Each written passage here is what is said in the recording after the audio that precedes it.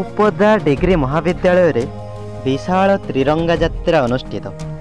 बालेश्वर जिला औपदा डिग्री महाविद्यालय रे एक विशाल त्रिरंगा यात्रा अनुष्ठित हो जाइछि।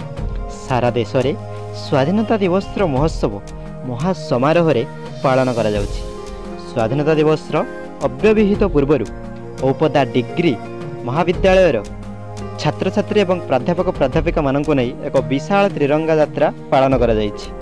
एही यात्रा रे ओडिया विभागर प्राध्यापक कमलाकांत दास, अर्थनीति विभागर पूर्णचंद्र नायक, शिक्षा विभागर लक्ष्मीनारायण दास, क्रीडार अध्यापक एम राजीव लोचन, राजनीति विभागर हरिहर पंडा, इतिहास विभागर प्राध्यापिका सविता महारणा, ओडिया विभागर बनिशा मुदुली, राजनीति विज्ञान पुष्पांजलि विश्वाल, शिक्षा विभाग रंजिता पलई, प्रवासिनी बेहेरा, मुक्तिकांत दास, अनादि धल, रमेश विश्वाल समेत बहुत छात्र छात्री एथिरे अंशग्रहण करी जातीयता भावर प्रमाण प्रदर्शन करथिले।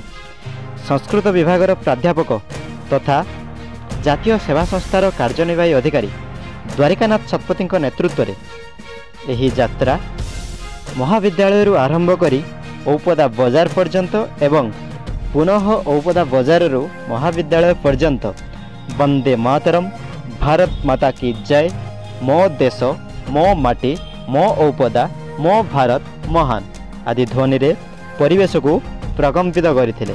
बहु आनंदर विषय।